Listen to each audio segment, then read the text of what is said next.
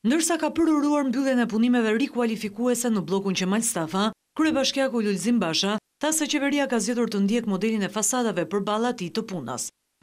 Për fat keq, ata që nuk po e ndërtojnë modelin e një Shqipërie europiane, ata që nuk po hapin fronte të reja pune, ata të cilët nuk po përmbushin as shpresat, as pritshmëritë e qytetarëve për një të ardhmë më të mirë, ndihen të kërcënuar nga modeli punës dhe janë përveshur me një propagandë egër dhe me bllokime modelit punës për qytetarët që përfaqëson sot Bashkia e Tiranës.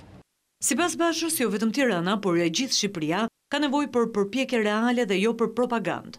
Tirana moderne europiane, Shqipëria moderne europiane kërkon punë, jo llogje. Në bllokun Qemal Stafa u investuan 47.6 milion lekë në punime që përfshin rrjetin e kanalizimeve dhe rrugët.